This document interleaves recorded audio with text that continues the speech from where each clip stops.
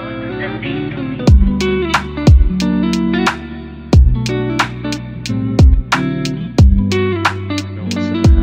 know what's gonna happen. I'm frozen, aren't I?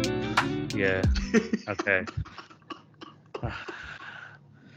One day. Dude, the What? compilation video at the end of the season of just this part of the podcast, dude, is gonna be hilarious. Just every time of just the dramatic sigh of just disappointment that like it would just keep pausing no matter how many times we've done this.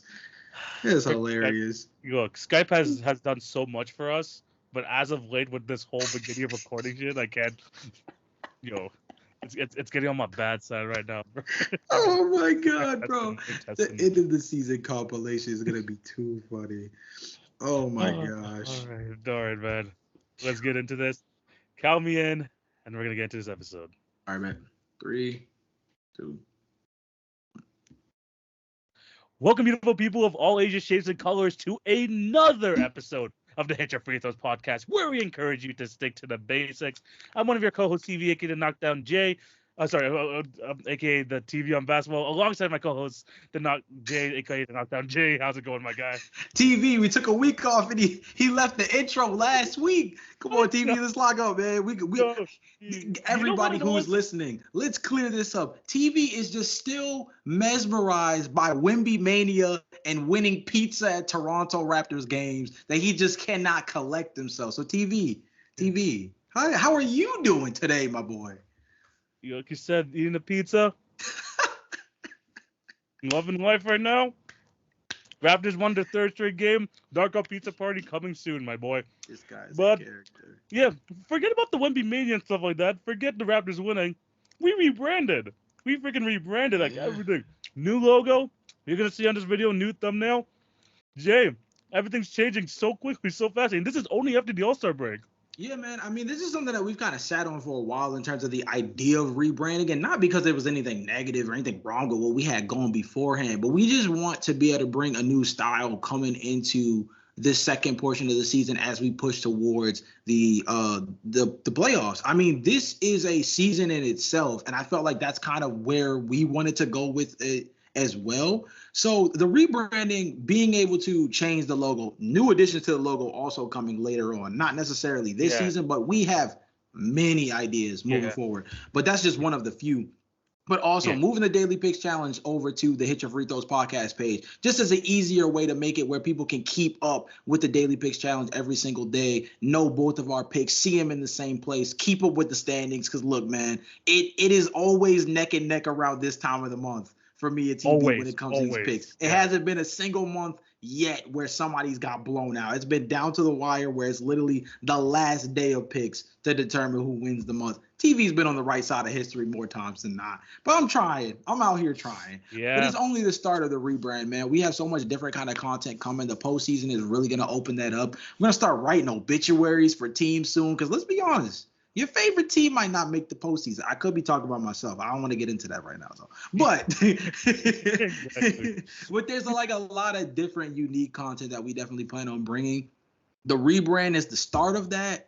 I have my own individual stuff that kind of coincides with the rebrand. Obviously, Routine Jumper has been brought up a ton as something to reference on this podcast. But now that we've made the full transition with the Hit Your Free Throws podcast, I can finally take that next step with a Routine Jumper. That's a whole separate thing. I don't want to like dive into that too much on this podcast because this is about me and TV over here, man. But yeah, the rebrand is just the start of a lot of really great stuff that's going to coincide as we make this push towards the playoffs, man. Teams are locked in and so are we.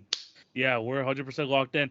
And honestly, just the whole thing with the new logo is just you can easily identify us. You got our faces in the last one. It was still a very good logo, but this one, keeping it to the basics, hitting the free throws, as you can see in the logo right there.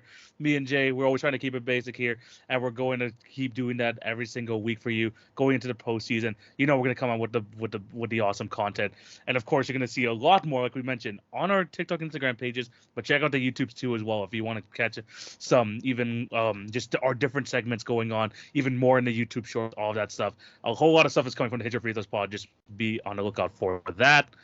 But we have a great episode for you guys today. Jay was talking about earlier, Wemby Mania. Yes, we're going to be talking about Wemby today. We're going to be also predicting some of the next milestones coming up. That who we think are gonna achieve those next milestones.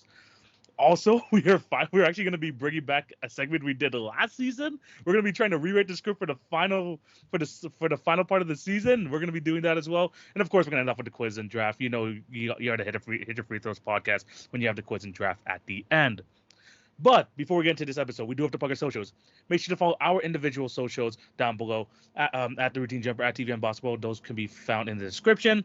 In terms of the Hit Your Free Throws pod, TikTok and Instagram for the best daily NBA content. And when I tell you it's daily now, it's daily, and it's going to really pick up. So be on the lookout for that. If you're on YouTube, remember to like, share, and subscribe, and hit the notification bell so you miss out not just on weekly episodes, the smaller videos, and you're going to be able to see all of the shorts as well. And in terms of podcast networks, remember to show some support on Spotify and Apple Podcasts. Leave a review, subscribe, all that good stuff. We really do appreciate all of your support. Jay, there's a long intro. I had to eat a pizza a little bit too. And are you ready to talk some NBA hoops? TV, we missed last week. It's only right that we dive straight in at this point. Let's get it. Let's get right into it. And we are going to be starting as if we didn't have enough Wemby mania this year. This guy has taken it to another level. Yes, Victor Wembanyama is now, if you just look at, honestly, just the turn of the new year, I feel like Wembanyama has taken himself, Jay, dare I say, to borderline top 20 status in the NBA. Wemby has really taken that his next step in the game, not just offensively, but he's already a top 5 defender in the league, which is already crazy for someone as a rookie at that age. Jay, I'm gonna throw it over to you first. Is the hype real with Wemby? Is Wemby already this good, or are we being hyperbolic about it? TV, there's no hyperbole around it. I don't think there's anything hyperbolic when it comes to talking about Victor Wembanyama. We thought it was hyperbolic to talk about the fact that the man was 7'4". We couldn't believe it when we were saying it out of our mouth until we got the measurements. But This is the reality.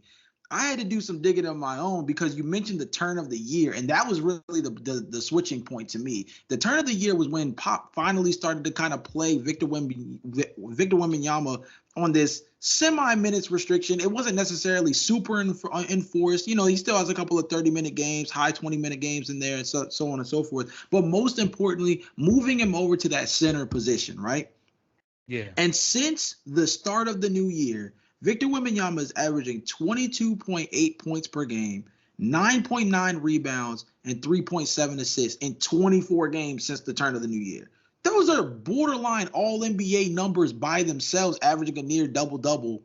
And he's walking around putting up 5x5s in nearly back-to-back games. Because if you watched the game before he got the 5x5, he was an assist short of being able to get it. Clearly, that weighed on his mind when he went to sleep and hit the pillow the night before, because he clearly came out with a vengeance the very next day against the Los Angeles Lakers. But the hype is real, and it's necessary. This dude, he's one of the best shot blockers in the NBA right now. I think he literally leads the league in blocks per game.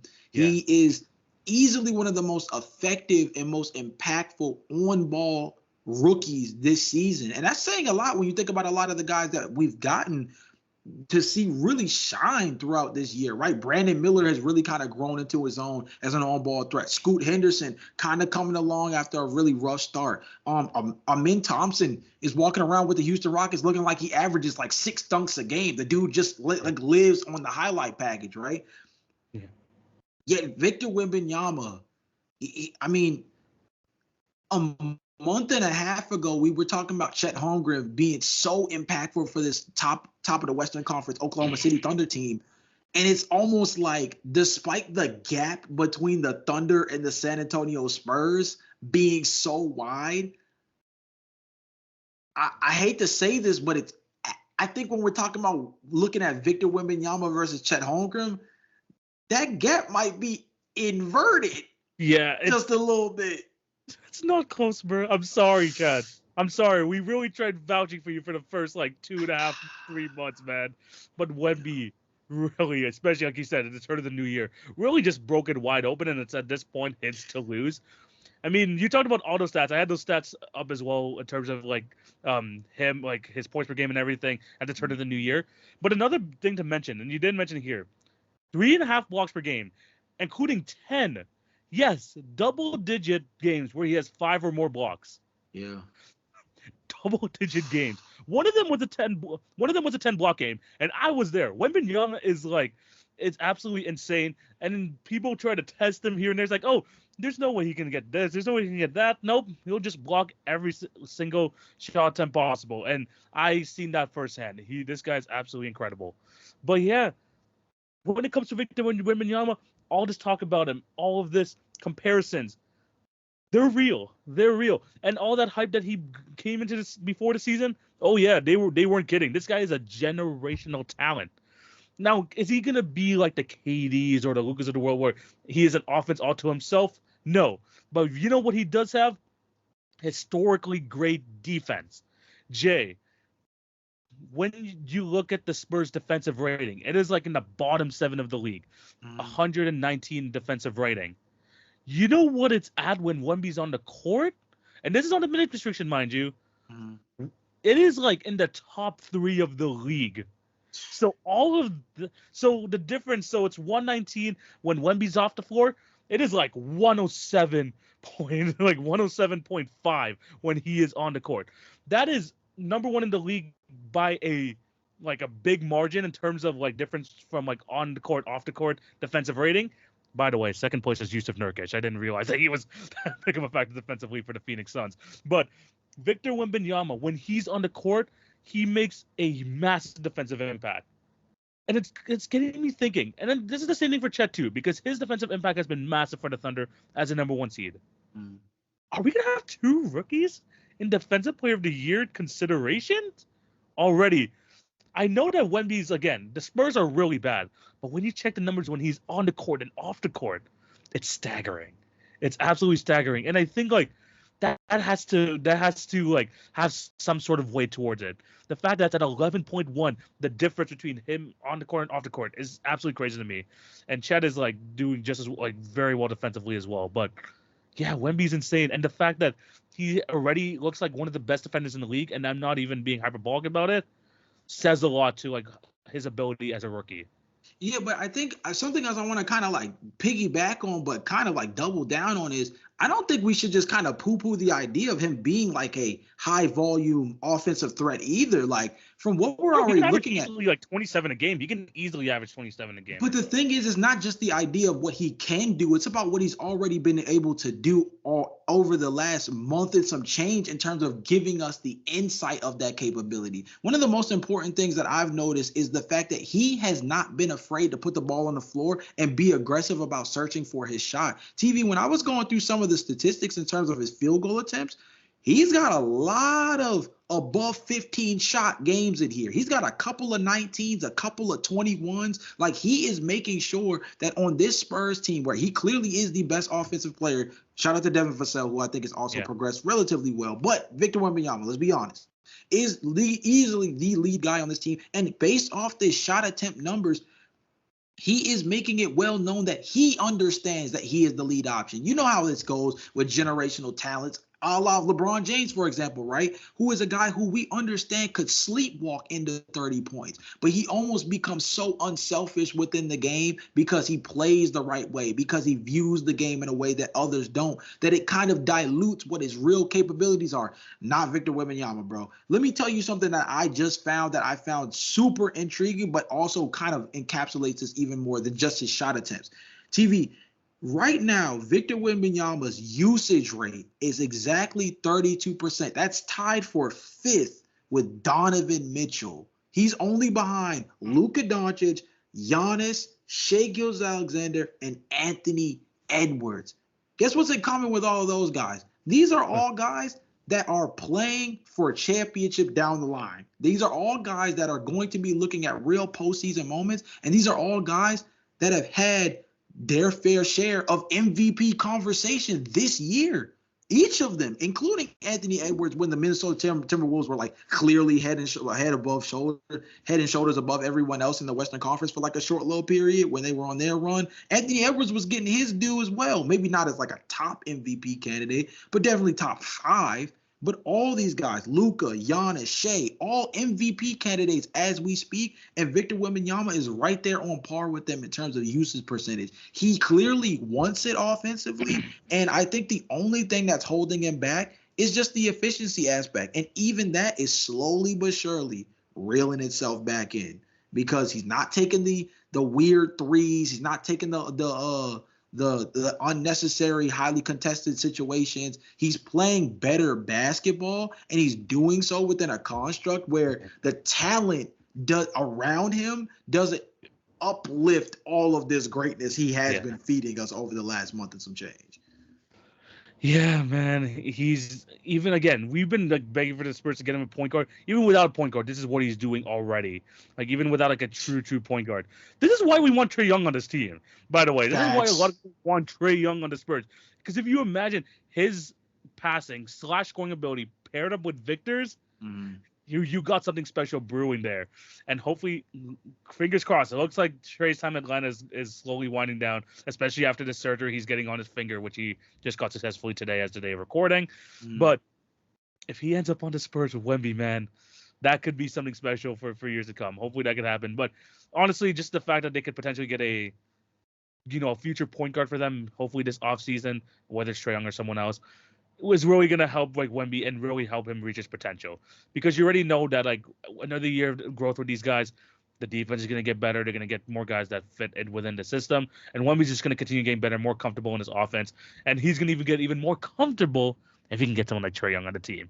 So hopefully we get to see more of his progression. And honestly, if you see him on the ballot for Defensive Player of the Year, don't tell us we didn't tell you. This guy is absolutely elite, one of the best in the league already on that end. So yeah. Believe the hype, man. There's going to be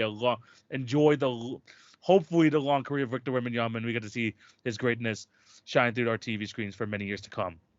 But speaking of these records, like we mentioned, he just got the 5x5 last week? So he got the 5x5. The first person to do it since Yusuf Nurkic. I can't believe we sent him twice on this podcast already. he did it back in 2019 as a member of the Portland Trailblazers. But we're going to try to look at some of these milestones that I'm not going to say are impossible in the NBA, but they're definitely rare. We're going to go just through some of these milestones, and we're going to kind of, use our magic ball to figure out who's going to be the next person to do it. So Jay, we're going to go start with the 5x5. Yeah. Who do you think is going to be the next person to do this? Who's going to achieve this feat? I'm not going to lie. I had to do a little research on this one because I understand that Yusuf Nurkic was the last one to do it, but I wanted to get a better understanding of who the players that have recorded it through history are and what their skill sets are. Obviously, the other guy that comes to mind is Andre Kirilenko, AK-47, also a very notable player to get the 5x5. But here's a couple of other guys. Julius Erving did it multiple times. Hakeem Olajuwon did it multiple times. David Robinson's on this list. I'm kind of downplaying Hakeem here. He's done it like 5 or 6 times. Obviously, AK-47, as I mentioned beforehand, Nicholas Batum, Draymond Green, Anthony Davis, right? So, I was thinking about the kind of archetype of guys that have accomplished this feat. And it's brought me to actually there's 3 guys, and maybe you can help me narrow it down, potentially depending on if we end up meeting in the middle. The 3 guys that come to mind based off these builds to me are, one, ironically enough, Chet Holmgren, because of the ideology of he looks at Victor Wembanyama, and when it comes to their matchups, he clearly is one that views Victor as anything you can do, I can do better, right? He definitely puts himself in that ilk where he feels as though although we see a difference in skill gap, that Chet Holmgren believes that he can do anything that Victor Wembanyama is capable of, regardless of whatever situations they play in. And I don't want to downplay him for that. He could, in their situation, be able to still pull that off. They play a real high up-tempo pace, and you mentioned it beforehand. He is a DPOY level guy. And then the other 2 guys that come to mind for me is one is Jason Tatum, and the other one is Bam Adebayo. And the reason for that is, again, based off the list of the guys who have accomplished this feat already, the things that come to mind are rangy, versatile defender, averages at least near 5 assists per game. Victor Wembanyama's overall stats lean more towards like near 4 assists per game. But if you really extrapolate it out, like he is a very good passer especially for his size of all things too, right? Yeah. But I believe Jason Tatum averages about 4.8 assists per game, and Bam Adebayo averages about 4.7. They both are really rangy guys who can compete on the perimeter, but also will contest at a high rate around the rim, right? Because you got to get the stocks, you got to get skills and blocks. Yeah. That's the only, I mean, I'm not gonna say that's the only way you get the 5x5, but let's be honest, most of the traditional 5x5s are,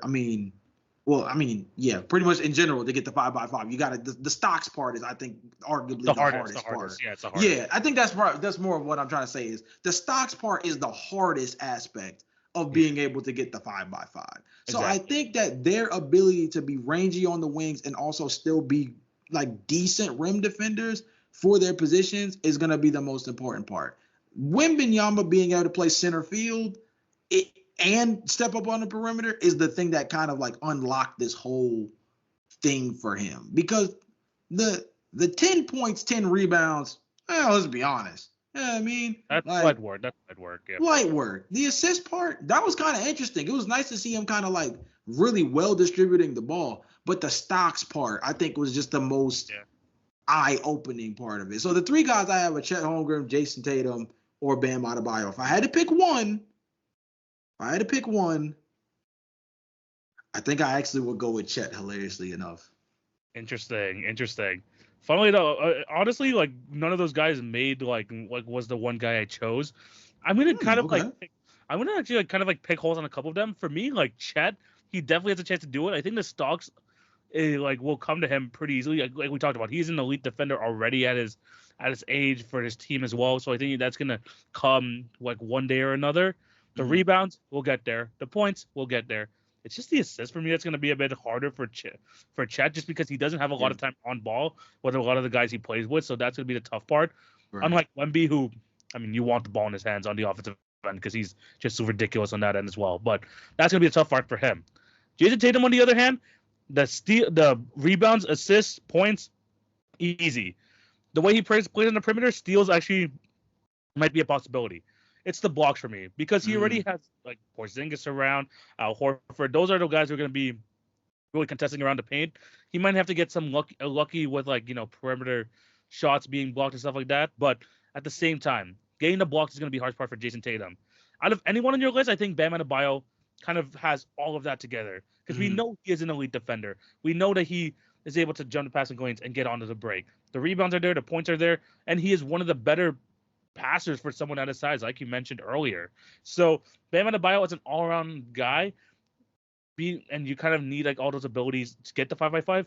I think out of your people on your list, I like him. For myself, I'm surprised you when it comes to when you talk about AK-47, Nicholas Batum, I'm gonna give you an all-star version of those two guys. Give me Scotty Barnes. I'm not even being biased or anything. I do believe he has that ability. I mean, he's averaging already 28 and 6 already this season. So all of those are already going to be counted for. That's fine. Right. People don't understand. Scotty Barnes is everywhere on the court, especially when it comes to contesting shots. He had 5 blocks alone yesterday. Yesterday he had a 4x5. He had a triple double with 5 blocks. The only thing is he had 0 steals. But he is still someone who's available, who is lengthy, who's a primary ball defender on the Toronto Raptors. You have him, and the way that he's able to play defense at an elite level, I think that one day he'll able to get the steals too. So when you think about all those factors, having a huge role on the offensive end and being an elite defender, I think Scotty Barnes has to be near the top of the list as one of those guys that could get the 5x5. I actually think, after kind of bypassing the homer part of it, there is an aspect of it that makes a lot of sense too.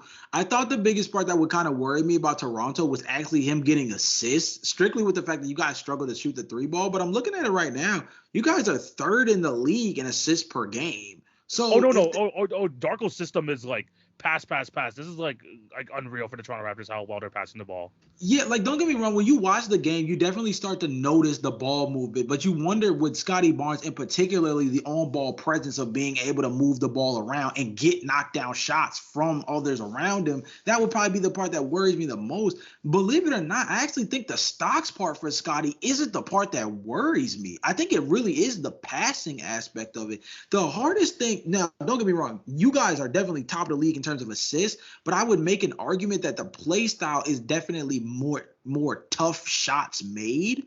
I think the opportunities that are created from the passing is the part that simplifies things, but the lack of spacing does create a lot of really rough opportunities for shots for Toronto, and that's one of those things where it gets kind of a little struggly. But something that's really important to factor in too with Scotty is he's only going to become more of an on-ball presence as they move along in Darko's system based off where things stand. The fact that Darko already believes so heavily in him gives you cause to believe that there's a further progression to be seen. Now, obviously, with the introduction of RJ Barrett and Emmanuel Quickly, who obviously would probably end up getting a re-up deal. It sounds like he wants to stay as well. There is, a little bit of like a ball distribution situation there, but we all know Scotty's the guy. I think it's interesting that you picked him. And he's flirted, like you said before, he's flirted with it in the past, like in the near past too. So I think that is a good one. I do think that is a good one. Honestly, like the whole assist thing would be a worry for me if it was like the previous like kind of version of our team where there's like a lot less spacing. But I mean, just the last game against the Pacers, we like scored the most points off back cuts throughout this entire season. We scored 33 points off of back cuts like last game. So this whole system of like moving around and everything is like really going to help Scotty, and I think that's what's going to really help him here. And plus our shooting has gone a lot better. Grady's gotten a lot better. You got IQ now helping with the spacing. Ochai, Kelly Olynyk added to the team. It's just a different team, and I think with this team like currently constructed around him, then Scotty definitely has a chance at the 5x5 for sure. Let's move on to the next milestone, though. A couple of guys have hit it this year. The 70-point milestone. How many people have done it? Is it 2 this year? Is it it's 2? Luka? It's Luka and Embiid. Mm-hmm. Yeah, it was those 2 already. Knowing this 70-point thing, it might even happen one more time before the end of the season because these just seem to like come in bunches. But Jay, if you were to pick someone, we're gonna try our best to give people who haven't done it yet. But who do you think is the next person to eclipse the 70-point milestone? I'm not gonna lie, it might be the dude that's just barely behind him. I think it's Giannis. I was going through the point totals for people this season in terms of the highest scoring games of the year. Here's Giannis Antetokounmpo, third on the list, 64 points. Further down, 54 points. Shows up in back-to-back spots, 40 and 39. Like Giannis, if you go down the list outside of Luka and Embiid, him and Devin Booker are actually the only other 2 guys. Well, Steph Curry as well. Him, Devin Booker, and Steph Curry are the only guys that show up multiple times to score 38 points or more, pretty much. 45 points or more. The bottom of that list at 45 exactly is Miles Bridges, ironically, against your Toronto Raptors. But other than that, the only players to score 45 or more multiple times this year on this list, Luka Doncic, Joel Embiid, Giannis, Devin Booker, Steph Curry. Like, as far as I'm concerned, like, Giannis, in Giannis's game where he was at 64, he went to the free throw line 32 times. Yeah. He was 24 for 32. So you mean to tell me he missed 8. If he makes 6, he scores 70. Yeah. You see what I mean? Like, he's a free throw demon, and he's capable. He's capable of being able to hit him at a high rate, and he's sure as hell capable of getting to the line at a high rate. So I think that it's Giannis, and it's going to come in a game. The most important thing, I think, when it comes to these 70-point games, outside of Karl Anthony Towns, if I'm being quite honest with you, with his weird, like, high-performance game with 62, I think it's going to come in a game where they're going to really need it. Like, whether it's Giannis, Curry, or Devin Booker, because I think I don't want to count Devin Booker because he scored 70 before. So between Giannis and Curry, it's going to come in like a I need it game. Curry might actually be the most likely because of that desperation, because we see where they're ranked in the Western Conference right now. It ain't very high, and it ain't very guaranteed in terms of their postseason position. But I think between Giannis and Curry is going to be one of those, and it's going to come in a game where they're going to need the 70 ball to hold down the fort. It's going to be important. Yeah, no, those 2 are some great choices. Giannis was definitely on my short list. I had 2 guys on my list as well. Giannis was definitely one of them, just because of the way he's just so dominant in the paint, the way he gets to the free throw line. And like you mentioned, he's done like 50 plus already multiple times this year, so it's definitely a normal possibility. The other guy I had in mind, Jason Tatum. My only my only worry with Jason Tatum for him to clip 70 points is that the Celtics are not in many close games. They usually Yeah. just beat up on teams already. So the fact that there's that Tatum doesn't even get to really play in close games and he's averaging like 27 already, kind of like tells you a lot about just how good the Boston Celtics are as a team. But in terms of ability, I mean, he scored 60 points one time when he faced the Spurs on April 30th, 2021. But he definitely, in terms of his scoring ability, I think you need someone who is lethal on the outside as much as he is on the inside. I think Giannis has the inside presence all locked down. I think Steph can like get a lot of those from his outside scoring, but I think Tatum can do it on both fronts. And the way he has the ball offensively and how great of an ISO scorer he is as well. I think his play style is suited best to score to 70, but in terms of like actually getting it, I think it might be honest. I might have to agree with you there. Yeah, I mean, I think the main point, like you mentioned beforehand, the reason why Tatum didn't make my list because the offensive bag is there is like you mentioned beforehand, like them just not being in close games. They have a point differential of plus 10.3. The next closest is Oklahoma City at 8.1. That might not sound significant in terms of just like layman's terms, but in real activity, that's pretty significant. That means like in comparison to Oklahoma City, who's like in a way kind of already like barreling teams, Boston is like setting the place on fire and leaving it behind. Like right, so exactly. I just think kind of similar to Embiid, like Embiid's dominance in the beginning of the season where he was like making the fourth quarter, especially towards this push towards the back end of the postseason. Especially if we were talking about just this season in particular, I know we're not narrowing it down to that, but especially if we were narrowing it down to just this season alone, there's going to be a lot of these fourth quarters where I think the Celtics are just going to try to get out of there clean. Yeah, 100%. I was thinking about SGA too. Apparently, his career high is only like 44. And Yeah, I peeped him too, and it just seemed like his career high was already too low. Yeah, but yeah, Tatum definitely is a possibility. All the guys that we mentioned as well definitely have a big shot at it. Next one, we haven't seen this in a couple of years, but who do you think is gonna eclipse Clay's record for most threes in the game? Right now, it's at 14. Do you think anyone in the league, at least currently, is able to surpass that? Okay, so this was another one where I had to kind of do some digging in terms of just like the 3-point bonanza, right? And obviously, Keegan Murray has made the most threes in an individual game this year. That game still like lives rent free in Utah, has to, just because like he went bonkers. The 47 points was nuts, but the 12 made threes leads the league. Steph Curry is on this list for the most 3-pointers in the game this season, a lot. Like yes. an absurd Oh, by the way, amount. speaking of Keegan Murray, yesterday the Kings were down, like at least at the day of recording, we're down like 20. He had like 5 straight threes in the fourth quarter. This guy can catch fire, so that's actually a good shout. But yeah, go ahead about Curry. So he can definitely. So Curry's the easy answer, and that's the guy I don't want to go with because it's so easy. But you know who the next guy is that comes up multiple times on this most threes made list? Good. Grayson freaking Allen.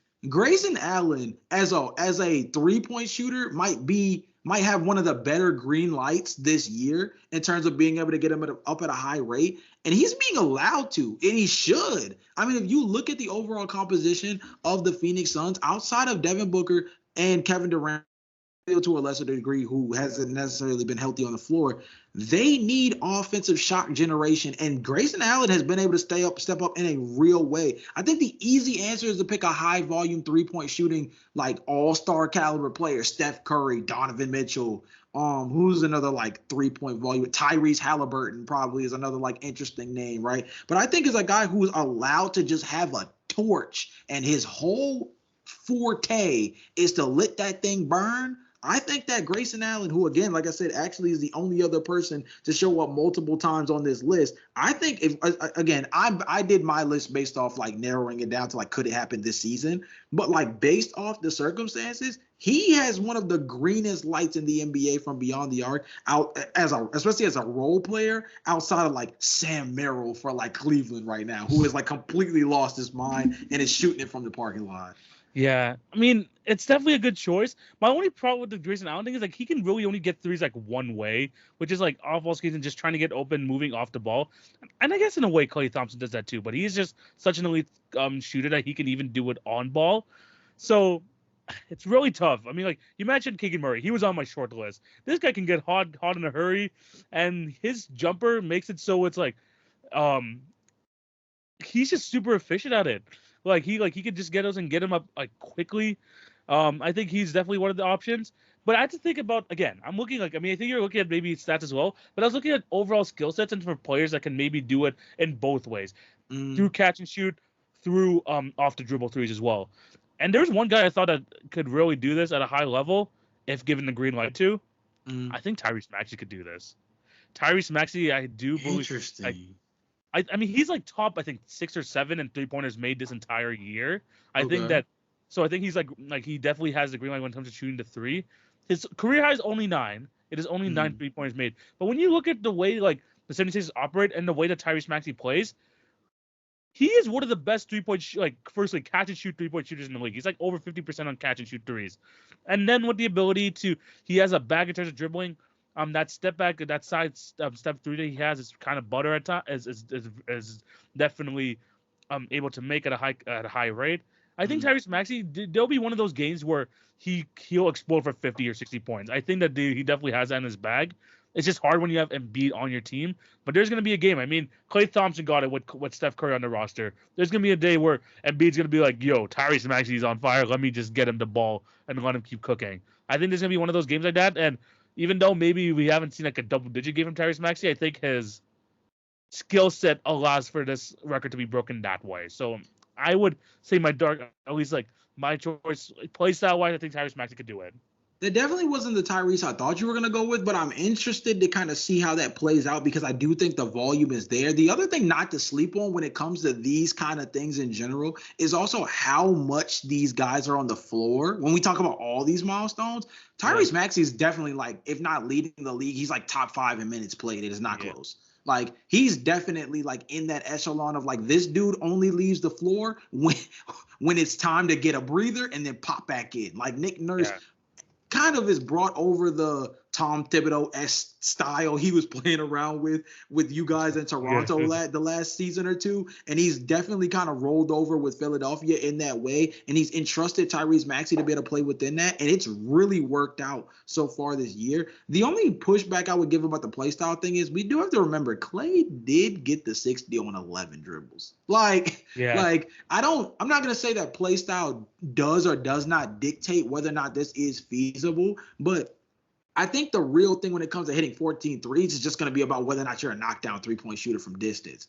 And not to say that Tyrese Maxey isn't, but I just know that Grayson Allen surely has the burner, the burner on him. So I think the difference between these two is I think Maxey has the skill set to shot create in multiple ways. The question will just be, can he knock them down at a high enough rate to hit 14? I think for Grayson, the issue isn't that he can't hit them down at 14. Hit 14 if given opportunity. I think the only difference is the caveat of if given opportunity. He has the torch, but how many are they going to let him throw up? That'll be the real question. He's clearly been given a green light. Like I said, he's the only other player to show up more than once on this list in terms of hitting 8 or more threes a game just this season. But again, you play next to KD, you play next to D-Book. Are you going to get 14 plus 3-point attempts to be able to figure out whether or not you're going to hit, 14, or I guess to eclipse the 14, it would be to hit 15. That means they're going to have to take at least 21 threes. Yeah. He got a green light, but that might be a little bit of a stretch. That would be my one biggest worry. Yeah, it's going to be a tough record to beat, and it's going to be hard to find people around the league. But, the guys that we mentioned, also throwing Keegan Murray to the mix, if all you need to do is get hot at a certain time, and that's what Klay Thompson has done multiple times in his career. If these guys get the green light and feel like they can't miss, then they could definitely have a chance at that record. Last but not least, the quadruple double hasn't been done, I don't think, this century even. I think the last one was like David Robinson or something. Jay, who do you think is going to be the next player to get the quad dub? Man, this is one where I just had no clue where to go with it because like the listing for the people who have done, the only thing that I can rely on is that it has to be a center. Like it looks like it has to be a center. So the two guys that I come down to is just either Wemby or Anthony Davis. Like, those are the only two people that come to mind that I think could realistically do it. Anthony Davis worries me because I don't know if he's the passer that's capable of being able to pull this off, but can he get 10 plus blocks? Like, I think he can. Yeah. But those are the two guys that come to mind. I'm interested to hear who you have, just because, like you said, like this is a feat that, like, I mean, you got to go far back to find the last person who even pulled this off. And it's a really impressive thing to do. Even in the barest bones version of this that I found, that's like right there, is Alvin Robinson in 1986, got 20, 11, and then exactly 10 assists and exactly 10 steals. Like, this is not an easy feat. It's not at all. I'm going the same way you are. It's going to have to be a big and someone who was like one of the best like rim protectors in the league. So I got Wemby as well. I mean, he's got 10 blocks at some point this year. He's got the 10 assists multiple times. He can do it. And then the other guy, Giannis. Giannis is probably the only. Giannis is a good one too. Yeah, Giannis is going to be able to be on the ball, be able to make plays while passing. But it's going to be one of those two. Anthony Davis is a good shout, but it's like more about how much time he's going to get on the ball to pass the ball. But at the same time, again, it's going to be a hard feat anyways.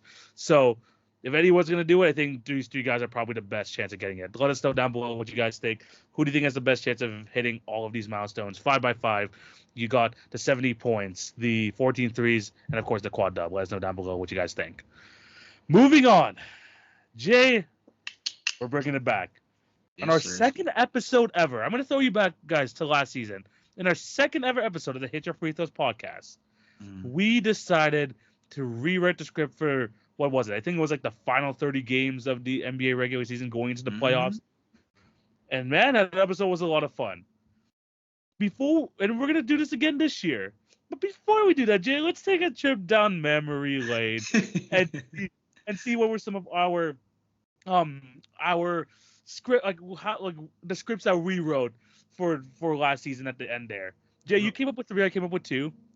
You said at some point in the first round that we were going to get a Dallas-Phoenix matchup, KD versus Kyrie in this sort of setting. Unfortunately, the Dallas Mavericks didn't even make the playoffs. Kyrie Irving was injured for like most of his time at the end of the season. Yeah.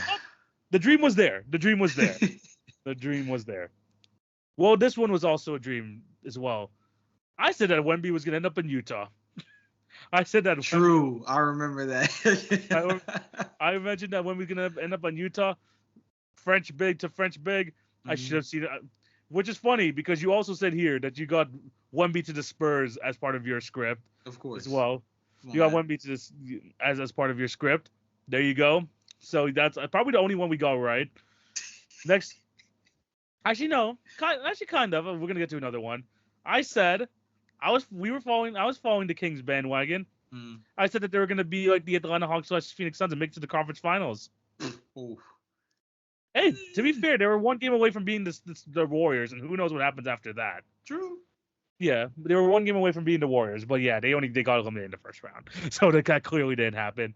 And then the last one for you, Jay, this technically happened, but let's be honest, it really didn't happen. It was you wanted Ben Simmons versus Joel Embiid in the first round, Nets versus 76ers. We did get that. But Ben Simmons did not play basketball. He didn't play. That was the worst technique. When I listened back to that pod, I was like, that is the worst technicality ever, dude. Because, man, everything was lined up for that to be perfect, and they just didn't follow through.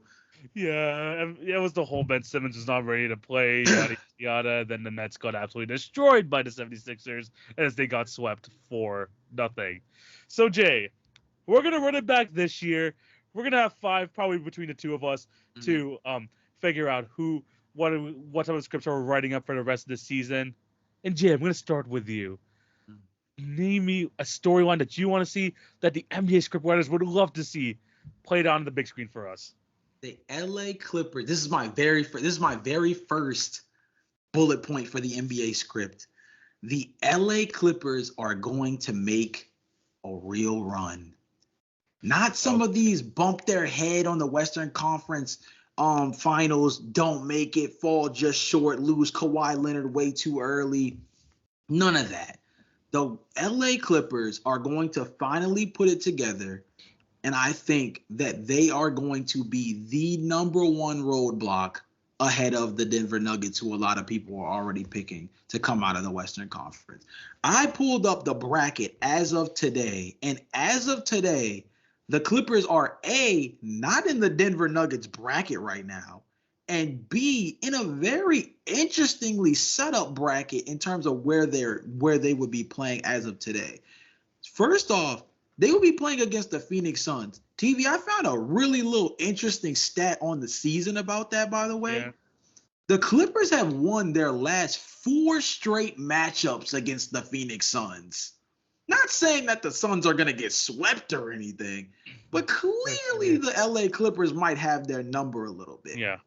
But something else that comes up is they're in the same bracket. The other matchup on that side of the bracket is Minnesota versus Dallas. So you either get Rudy Gobert, good old barbecue chicken, Rudy Gobert for the LA Clippers to be able to just pick them apart, or you get the Dallas Mavericks, who we know, Luka Doncic sees LA Clippers as food, but this is like the perfect time with everybody playing at a high level. Kawhi Leonard barely missing any games this season. Yeah.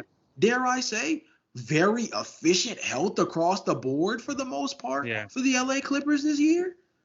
It's time to exercise some demons. Hey, man, it might be time to go ahead and start handling some business. And let's also put it in perspective, man.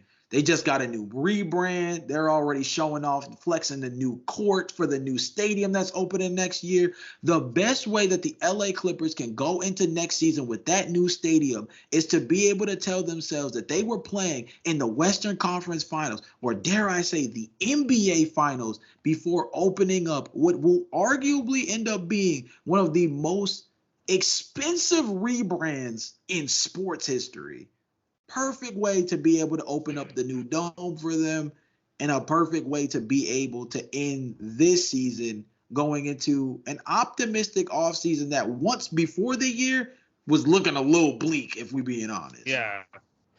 That would definitely provide a lot of hope, not only for the offseason, but again, for the new rebrand, the whole new arena and everything. That would be great for the Clippers. You're putting a lot of faith into that health, man. I know they've been healthy this year. That's a lot of faith into it. But if any year's the year, we keep saying this, if any year's the year, right. This is the year. This is 100% the year. I like it. I like that, though. All right. Let's do this. You know how I am with these. Time to pull up the script. Mm-hmm. People are really hyping up some of the young teams in the West. You got the Timberwolves, number 1. You got the Thunder, number 2. Mm-hmm. All well and fine, all in fun. They even have some, you have the Timberwolves, they have the Defensive Player of the Year, rookie Rudy Gobert. You have one of the MVP candidates on the Thunder, SGA. But you talked about this with the Clippers. And another team that's kind of slipping under the radar, who's having a relatively healthy season, a team that can maybe push some of these top teams to their limit in the playoffs. I think the team to come out of nowhere this year's Cinderella story, the New Orleans Pelicans. What the heck? That caught me off guard. Pelicans. What the heck? Okay. We've seen these every once in a while. A team. I mean, this is the team that, remember, we talked about in the past. They took the Phoenix Suns to 6 games. The team that who just came off an NBA Finals appearance. Without Zion Williamson, they were able to take the Phoenix Suns to 6 games because of their super deep rotations. People like Jose Alvarado, Trey Murphy, Dyson Daniels, all playing massive roles. Well, Zion's healthy now. This team is healthy now. They're in the top half of the league offensively. They're in the top 8. They're in the top 8 defensively. This team is low-key slept on, and no matter what team you are in the West, you do not want to face this New Orleans Pelicans team in a 7-game series. You know how Willie Green can be when it comes to playoff time, and if they are able to especially secure a non-play-in playoff spot, like a top 6 seed, it might line up for them. But you know what they're going to need? They're going to have to take down some of the young teams in their way. Thunder, you drop to number 3, get taken out. Then they're going to have to take out the LA Clippers if they end up in the top 3 as well. And then they're going to go to the Western Conference Finals and maybe lose to the Nuggets. But I think they're going to make a surprisingly long playoff run. I think the script is there. Zion Williamson, people are starting to fade him out as one of the top faces in the league. This is gonna instantly insert him right back in that conversation. I think the Pelicans was definitely a shocker for me. I think part of it is maybe because if I'm looking at the current stand against Yeah. Denver round one, based on your logic, they're going to play a little bit of seed hunting to try to set Yeah. themselves up for a positive situation, which is not a bad idea, by the way. It's not just about making the postseason. It's about creating a good enough, a strong enough path to be able to make a run. And not to say anybody wants to duck smoke, but if Jokic is smoke, you might want to duck. That's all. That's the best way to Yeah. put it that way. You know what I mean? So it is one of those things to take into consideration. But New Orleans is a good basketball team, man. They're a team that has so much of everything that you almost don't know what to do with them. You know what I mean? When you go down the list, talent-wise, Zion, Brandon Ingram, CJ McCollum, Dyson Daniels, Jordan Hawkins, who I'm sure like He was good. Orlando is like wishing they would have like double backed on Jet Howard and got Yes. Jordan Yeah. Hawkins right now. You know what I mean? Just because of the 3-point shooting. That's neither here nor there. Jose Alvarado, like you mentioned beforehand, Herb Jones, Jonas. Najee Marshall, yeah, Jonas Valanciunas. Like, I mean, they are a deep basketball team to the point that it's almost like, and especially they have redundant resources. So it's like one of those things where like no matter who comes up off the floor, I mean outside of Zion really, right? But like for the most part, whoever, no matter who comes off the floor, you have like some kind of residual skill set to kind of step right in and fill that void. Like they are a really strong built team. You just got to see it get put together for a long enough stretch, man. And that's the part that worries me about New Orleans. But if they can get a decent enough break in the seeding, I would definitely make the argument that of dark horse teams, like the teams that no one's paying attention to enough, because Yeah. Minnesota's getting their due. Yeah. Oklahoma City is getting gassed Yeah. right now, right? Yeah. And then everybody, of course, believes in Denver probably the most out of anybody in the West. Of the sleeper teams, I think New Orleans has to be at the top of the pecking order. So I'll give you that for sure. Yeah. 100%. I mean, your Clippers was pretty good too, especially because if they can like get things healthy. But the Pelicans, man, they definitely have like the ability to to play spoiler to some of these top teams who are expecting to get even further into the playoffs. Jay, I'm gonna move on to your second one. What do you got in terms of writing the script? Oh man, I'm about to piss some people off with this next one, boy. I ain't gonna lie to you, but I gotta be honest. We heading over to the Eastern Conference for a second. And I got to tell you something, TV. There's a really interesting Yeah. matchup that I saw in this first round, and I'm going to point to it again because this bracket is just so interesting. But there's a little brewing rivalry we've seen in the postseason many a times, and it's one of those things that makes me a little worried for a particular team. So the NBA script that I have is that Doc Rivers is going to blow it again. And guess who Oh. the standings line Milwaukee up against if the playoffs started today? The good old Miami Heat. Now, for those who don't understand, the Miami Heat are currently 8-2 in their last 10 games and are putting it together. This is coming from the guy who was the Miami Heat pessimist in the beginning of the year. But this team has figured out how to do it without Bam, without Tyler Hero, without Jimmy Butler, without depth on certain nights, right? They had to go out and acquire Terry Rozier, play Haywood Highsmith high minutes here and there in order to get effective play on the wing. They have had to try everything. And guess what? No matter what they try, they just keep cooking up something. And guess who they even revived off the scrap heap? Two individuals in particular. They got my boy Kevin Love throwing touchdown outlet passes once every week. And Duncan Robinson has come back with that thing shooting Yeah. from beyond the arc. And that just got me thinking, man. Eric Spoelstra versus Doc Rivers just sounds like one of those mismatches that just is Yeah. unfair. They done brought my Yeah. boy Doc Rivers out the booth, been watching basketball games on cassette tapes all summer, comes back and gets Giannis Antetokounmpo when Damian Lillard starts out 5-7 in his first 12 games as the Okay. coach, Yeah. right? And if there's any team that's going to test your wherewithal, yo, really, do you got that chutzpah it's going to be the Miami Heat. And while the Milwaukee Bucks are still over here trying to find themselves, Miami has never forgot who they are.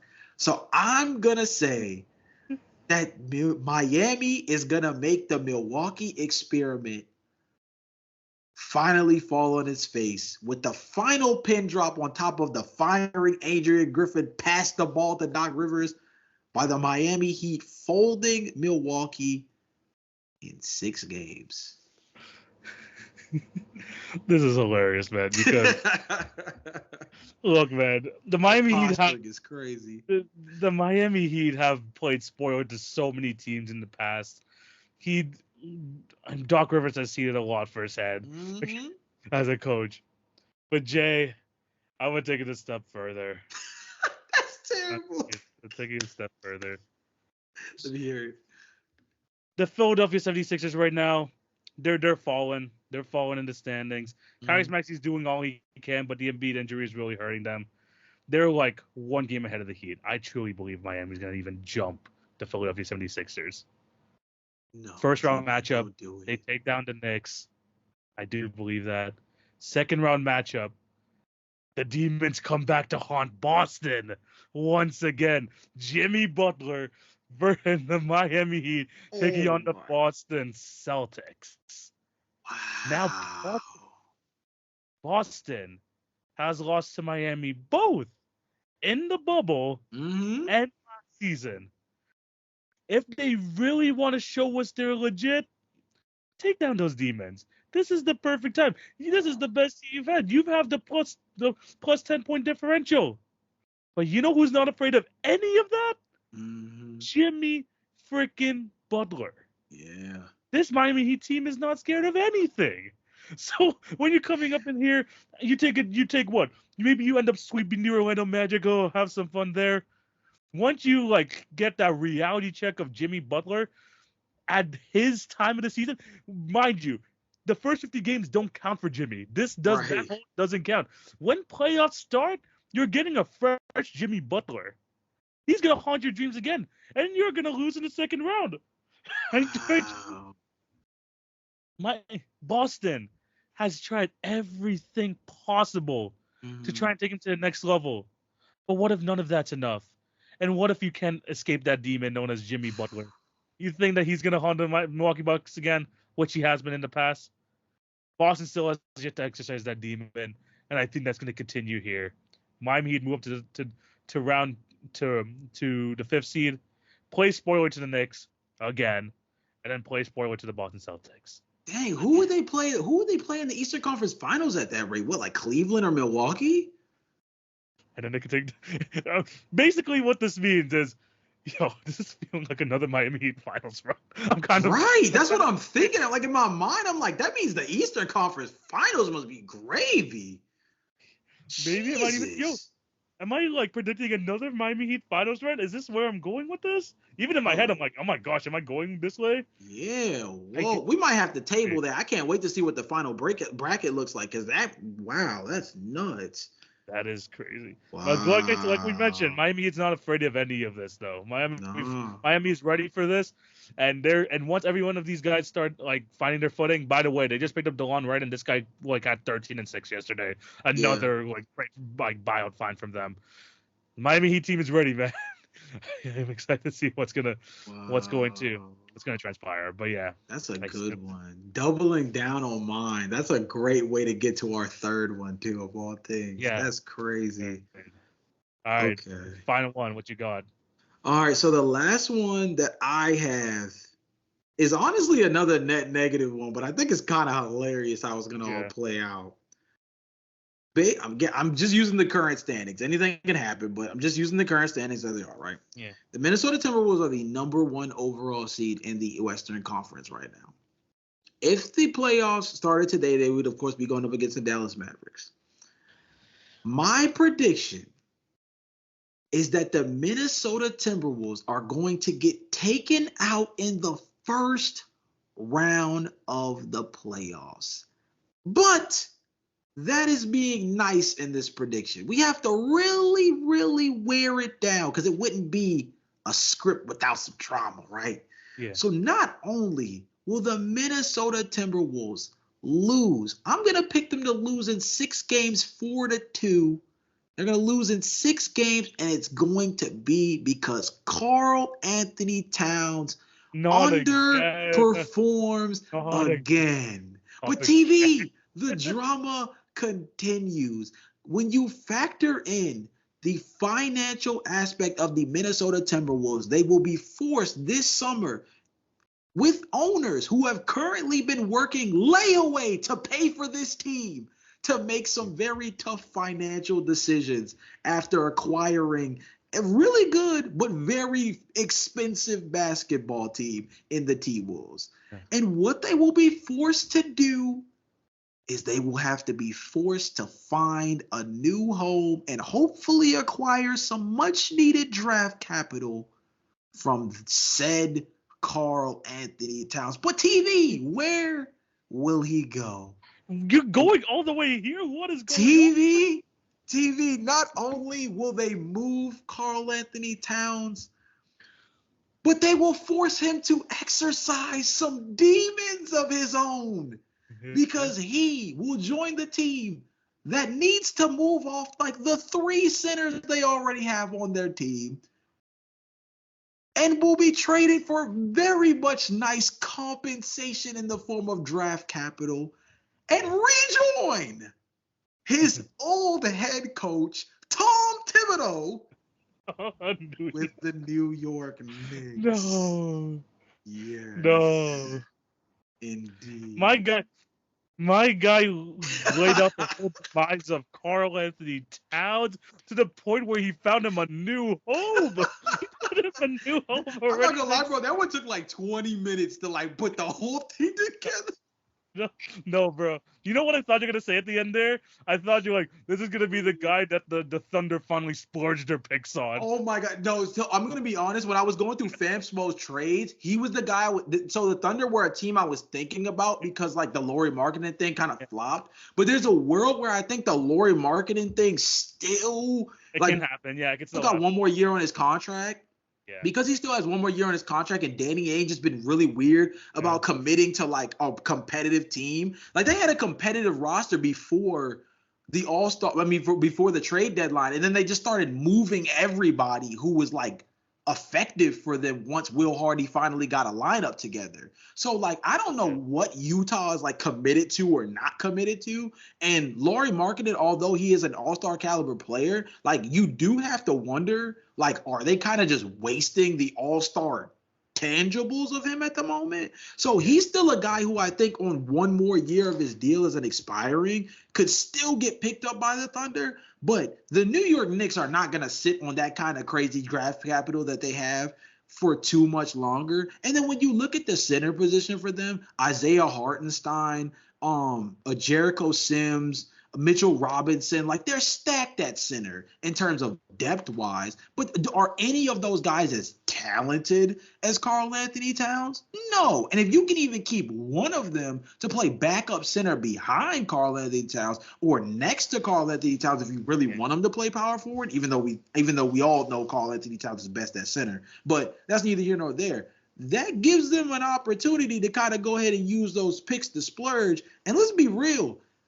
The Philadelphia 76ers learned the hard way at this trade deadline. Sitting around just flaunting with cap space ain't gonna do you everything you want it to do. The only most notable free agent on the market right now that we actually think could maybe not return to his team is Paul George. And even him we think is gonna end up with the Clippers when it's all said and done, right? So their pool went from them having a lot of cap space and maybe going after a big fish to wondering if there's any big fish left in the pond. We know they're burned by free agents before. So now that they've got the draft capital to just go get a guy, I don't think they're gonna just sit around and let that chance waste away.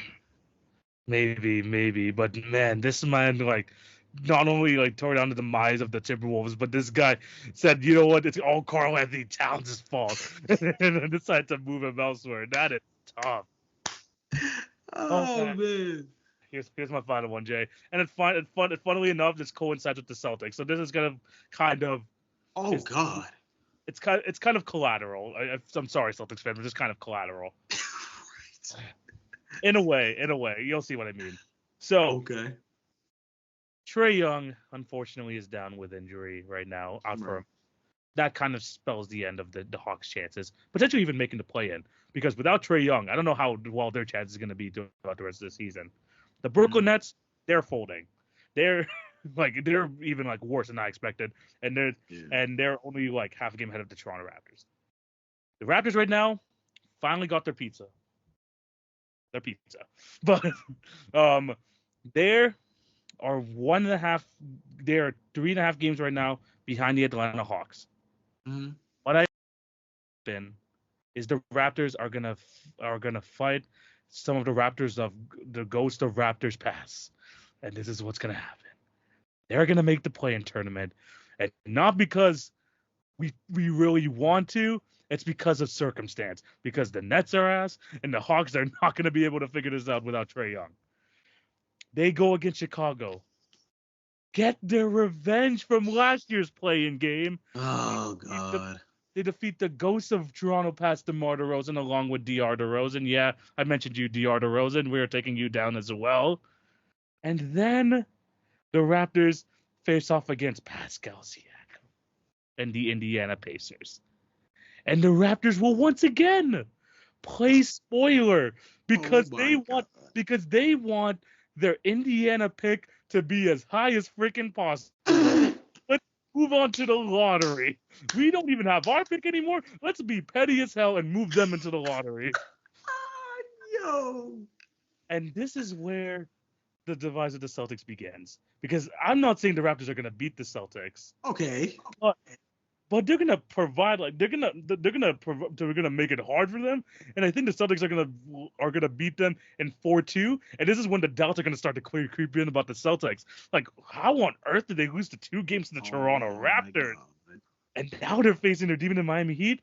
This is the start of the Celtics' downfall. It's all because the Raptors are trying to fight some of the ghosts from the past, and they want to have another lottery pick that's not theirs. So we're moving the Toronto Raptors all the way to the playoffs. Yes, they are 22-36, but we are taking them to the playoffs. They're going to take 2 games off the Celtics, and then eventually the Celtics are going to lose the Heat. This man TV just planned out like 6 extra vlogs and a kamikaze of a season. Like, what the world? This man said, I'm going to get me a couple postseason games before this season is over. You got me messed up. What? You said Toronto's going to come in and just start fighting demons and then play kamikaze for the Heat to come in and swoop in and finish the job. I thought me with Minnesota was bad. Dang. Not only is that faith in his favorite team, but he's sending his favorite team to go make sure his other NBA script bullet point comes to fruition. That is crazy.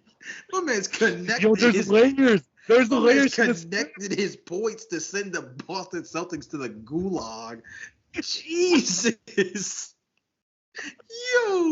Yo, I'm gonna be honest, bro. I have to apologize on the behalf of TV to Boston fans because, man, imagine having the kind of offseason that you had, being able to acquire Kristaps Porzingis, getting Drew Holiday in a blockbuster trade, having Derek White getting all-star votes, people talking about whether or not Jason Tatum should be an MVP candidate. Then Jaylen Brown gets doo-dooed on at the dunk contest, and that's the start of a snowball of death going into the postseason. We're all because Jaylen Brown wanted to be the savior of the all-star dunk contest. All of a sudden, the Celtics are now hanging up the rafter for thanks for another Eastern Conference semifinal exit. Like, Jesus, that is just brutal. That is just brutal. Look, I'm not saying the Raptors are going to beat him, but for some reason, the Raptors are going to provide a scare for whatever reason, and then that's going to just start the demise. Man, just be glad I didn't invoke the Bulls in this conversation, man, because TV did everything he could to bring the Raptors into here, man. Oh, my Lord. Hey, look, honestly, the only truthful – okay, the script is going to be crazy if it actually comes true. Of course. Yeah. But the Raptors, funnily enough, I do think the Raptors are going to make the play-in somehow. No, Just I mean, because, don't get me wrong. The bottom of the East is struggling, and even I was having like a little mini debate with our good friend of the show, Marcus, in the comments about like the Bulls like fighting for a play-in spot. yeah, And look, as much as it's easy to joke on the Chicago Bulls, yeah, like there's not a lot of stability at the bottom of the Eastern Conference. yeah, So like you can name like 4 different combinations of how those last 2 spots get picked up. Really, you can make a lot of different combinations as to how the seeding will be for the last 4 spots in general, right? yeah. But if we're being honest, like anything between 7 and 11 is like whoever won it. Like if we being honest, like No, it's 11 is maybe I'd say 11/12 because obviously the Raptors and Nets are tied, but like yeah, it's really do or die in a way where it's like, I mean, the only team I think we have actual faith in between 7 and 12, like we know probably should be good, is Orlando. I think we yeah. believe in Indiana pretty much because of Tyrese as well. But yeah, Oh, Bulls, don't worry. I Hawks, said Nets, the Raptors. Raptors are going to ruin that party. The Raptors are going to ruin that party. Don't worry Oh, about buddy, here we go with this guy. Man, hey man, somebody get us up the NBA scripts, man. Man, I don't know. Me and TV kind of nice at this. I'm just it. saying. Yeah, man. Let us know down below how you would rewrite the NBA script. Did I go a bit over the top with my Toronto Raptors? Am I kind of riding high after our first three-game winning streak of this season? Hell yeah, I am, and I don't care. I don't Oh care. my Let us know gosh, down below. man. Let us know how you would rewrite the script to finish off this NBA season. Oh man. Now we're gonna move on to the staples of the podcast, starting off with the NBA draft. And today we are continuing our series of the draft by picking players from the 2005 NBA draft class. Now, Ooh. looking at this list, very top heavy. There's Mm-hmm. some timers in there, some multiple time All Stars, and then when you get again to 4, 5, to our like or to the 10th picks and stuff like that, it's gonna be kind of tough. But there's still a Mm-hmm. lot of players to choose from. So Jay, how do you feel about this draft? I'm not gonna lie. When I first looked, I felt like I took too hard of a glance, and I was a little worried. But the more I look at the list, the more I think that I could be able to cook up a starting 5. I think so too, man. And you know how this draft goes. Jay gets the first pick, I get the next 2, and we're gonna roll with it serpentine style. So Jay, you get the first overall pick here. Who are you taking in this 2005 NBA draft class redraft? I guess sort of that thing. But let's see what team you can come up with.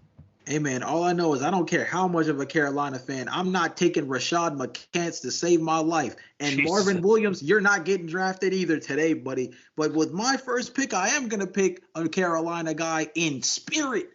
Give me the Wake Forest kid, Christopher Emmanuel Paul. Let me get him as my first overall pick.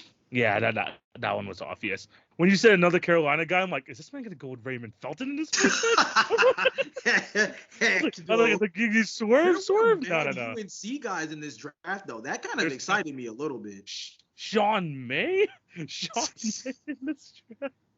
Well, he's not getting chosen. I'm telling you that for a fact. No. All right, so Chris Paul is off the board. That was the obvious number 1 pick. Let's be honest. Yeah. For myself, though, Jay, you're gonna need some defense because we are going for full buckets. Oh Jesus. My first 2 picks. Scared of these. Give me the guy who was neck and neck with Chris Paul in the late 2000s and early 2010s. I'm telling you, this was a real discussion, and it was a damn good convo as well.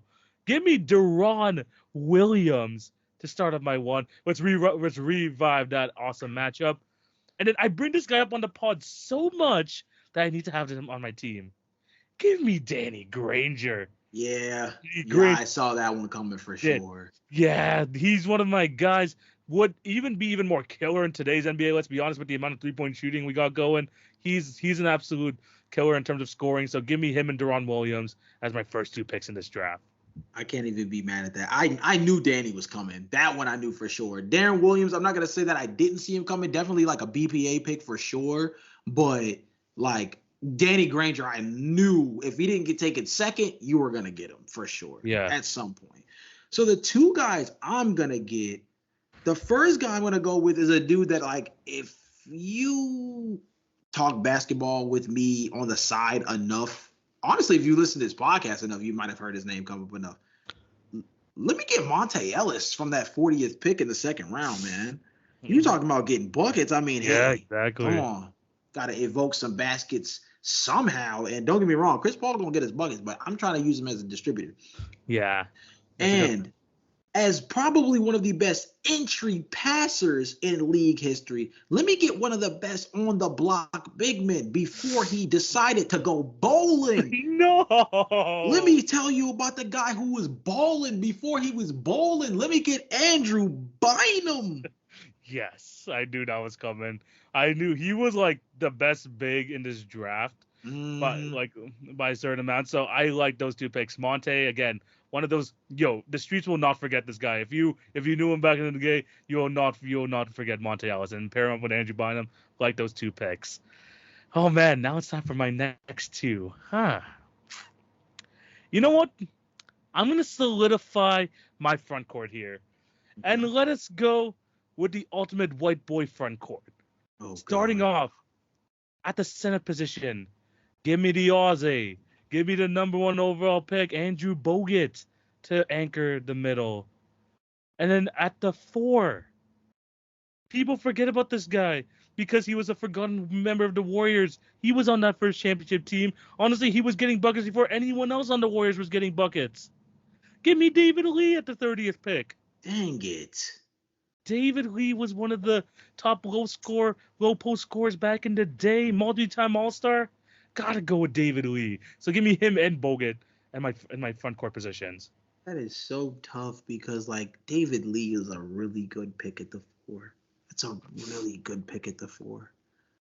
Yeah. Oh my gosh, Davey, that's so clutch, bro. That's a really good pick, actually. Yes. All right. So I'm going to go with one that I'm sure about, and then the other one is going to be a little tricky. So I might end up actually taking like a little longer than I mean to on this one. But the one guy I know I want to get, I thought I was going to get Gortat. Not going to do it. The guy I'm going to go with is I'm going to play a stretch 4 next to Andrew Bynum. Let me get the 38, near 39% three-point shooter on his career at the big man spot. Let me get Channing Frye at the 4. As a fit, I don't mind that pick. He had a long career. I like that pick in Channing Frye. And then my 3 position is where things get really, really tricky because you definitely took easily the best 3-man on the board. You definitely have the best 3-man on the board. But there's some interesting guys in here. Mr. Knockdown J, I'm going to need you not to take my next pick. Yeah, I'm trying to think in the mind of TV because if I can also kind of block here, that'd be totally dope. But it's between 2 wings, and I know you need a wing too to an extent. Dang, David Lee was just so much of a good pick that it really didn't throw me off. You know what? It's between 2 guys that I feel like if I blow this, it's going to really jack me up.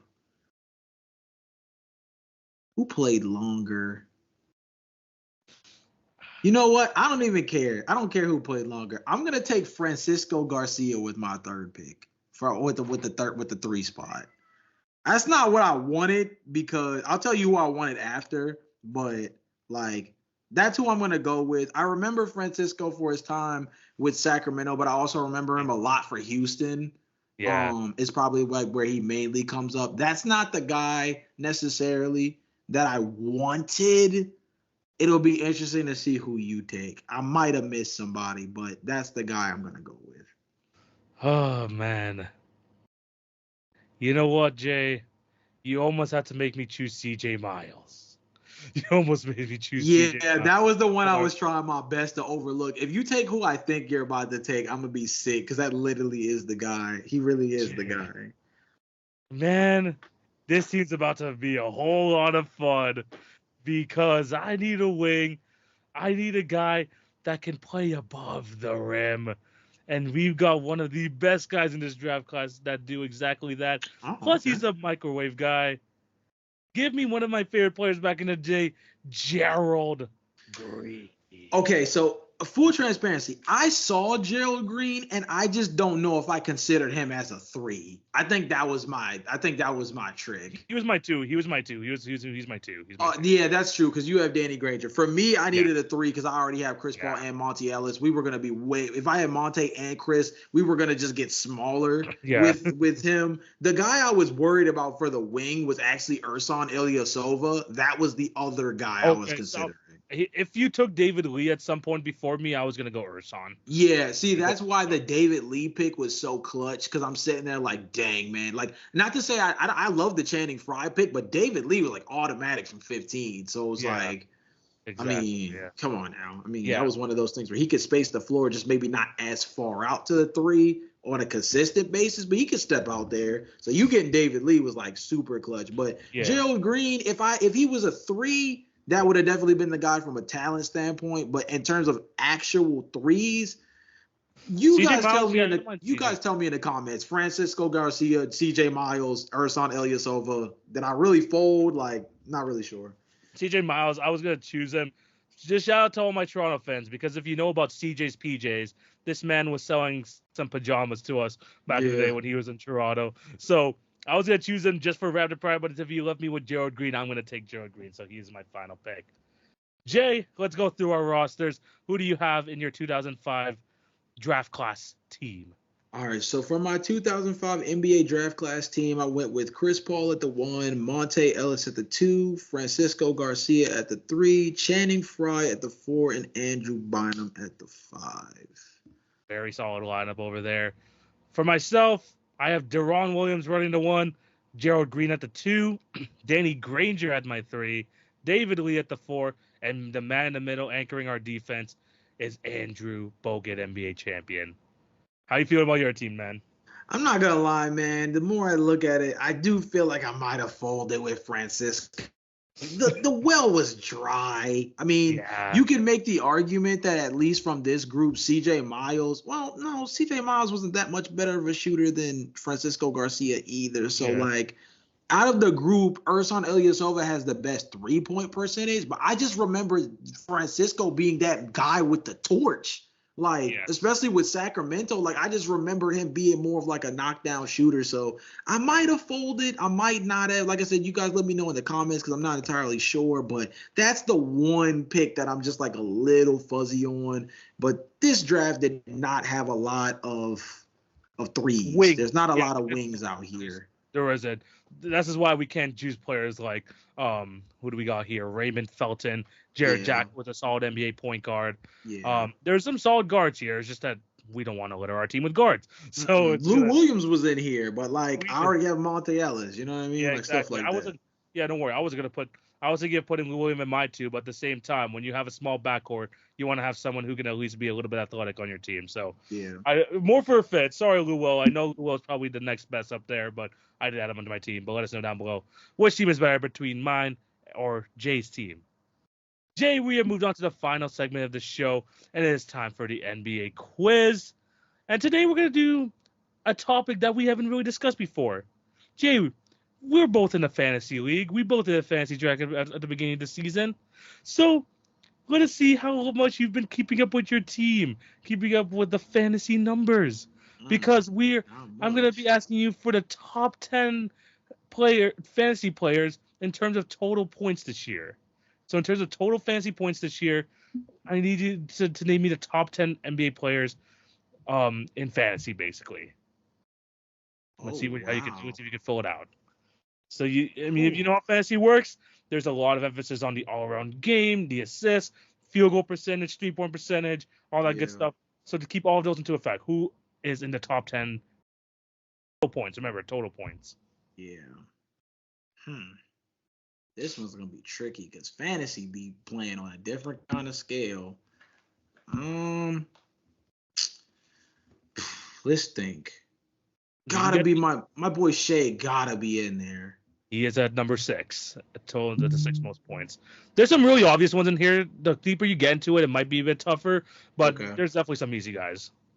All right, so let's just if it's some easy guys, then let's just go down the list of guys who just like put up dumb numbers, right? So like Giannis has to be here, He's at number 2.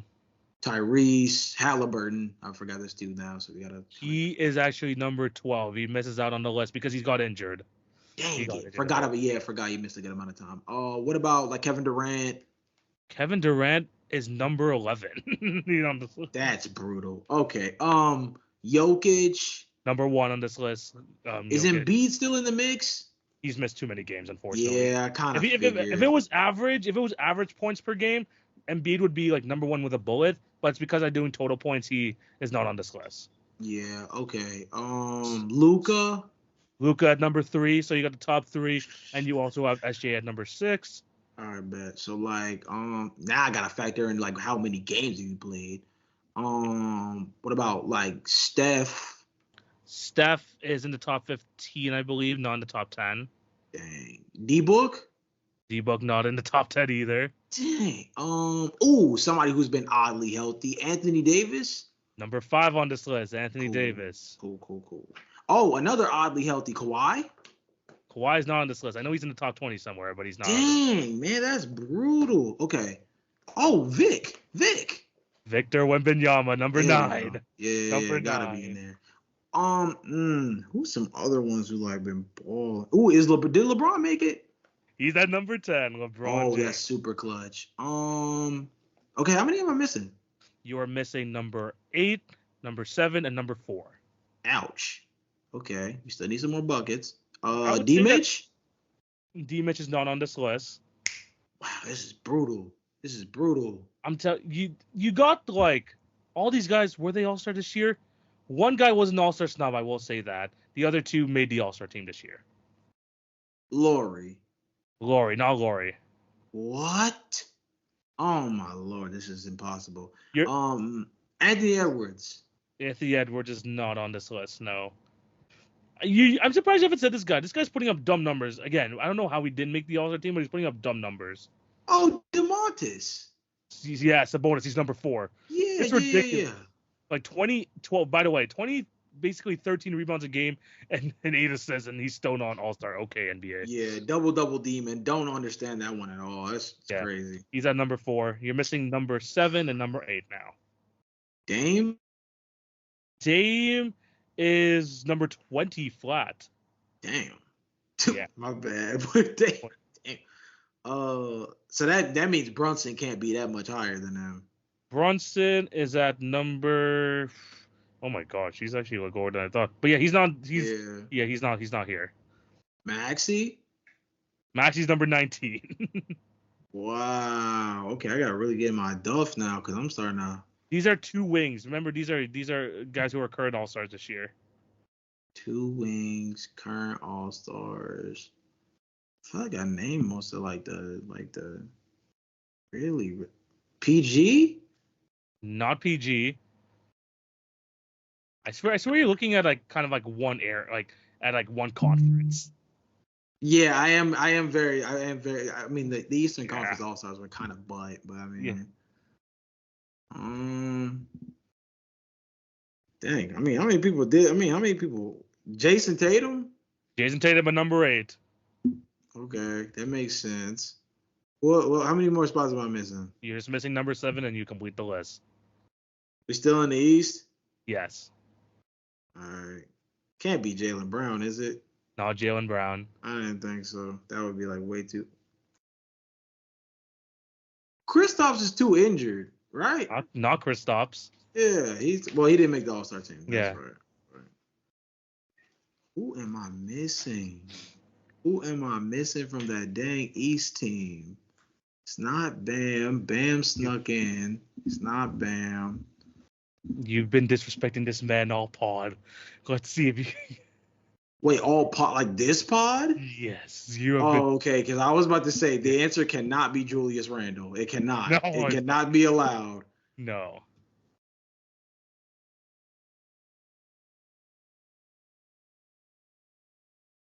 Is it Scotty?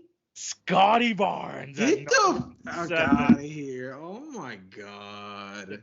I'm telling you, this man is legit, man. Get out of here. This man's propaganda on this episode should be illegal. It's more than I thought it would be. Not gonna lie, it turned out to be a lot more Raptors oriented than I thought. But Scotty Barnes, man, y'all are sleeping. 20 points a game, 8 rebounds, 6 assists, 1 steal and a half, 1.5 blocks. Man, he does it all. The perfect fantasy player, and that rounds up the list for the most total points in fantasy this season. Jay, we have reached another episode. By the way, if you have any other questions and stuff, let us know down below. Welcome to my Raptors. Welcome to my Raptors vlog here, guys. This is all vlog. This is all prank. It's all good. But let us know down below again what other questions that you want to see down in the future. Jay, we have reached another end of another fantastic episode. Thank you all for watching. What do you have to tell these beautiful people before we sign out? Man, these are some of my favorite episodes. The NBA script episodes are my favorite kinds because we just get to be creative. We get to be goofy. We get to be unrealistic. And we also get to put ourselves in a position where if we're right, I get to call myself a prophet for a whole season. Like, that's crazy. Yeah.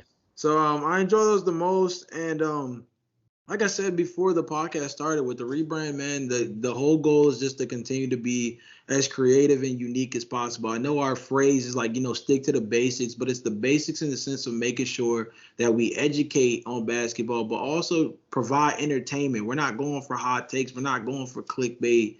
We're trying to create real, interesting NBA content. That's what sticking to the basics is. It's not going off the limb, not trying to, come out of body and provide content that we don't necessarily agree with or that we wouldn't put out under other circumstances. Like, this is the kind of content we like. This is the kind of content we're going to continue to put out. And as we get closer to the postseason, it's only going to open up the vote more. And if you guys couldn't tell from just how much we've been able to enjoy this episode, like, we have a lot of other like really fun topics up ahead that are going to kind of like continue to bring this energy out. Yeah, 100%. And you're going to be able to follow along for the remainder of the season on the Hit Your Free Throws page. Like we mentioned, we got you on the daily stuff, especially with the daily NBA picks every day on the TikTok and Instagram. And then you're going to see even more stuff on the YouTube with the segments and the shorts and everything. So be on the lookout for all of that. Show your support there on the YouTube. Remember to like, share, and subscribe. Follow the Instagram and TikTok, or follow our individual accounts as well. You're going to see new content over there. And for the podcast listeners, again, we appreciate you guys as well. Remember to show your support in any way possible. But yeah, we finished another episode. Thank you guys for watching. Hope you have a fantastic rest of the day. This is TV. That is Jay. We're signing out. Peace.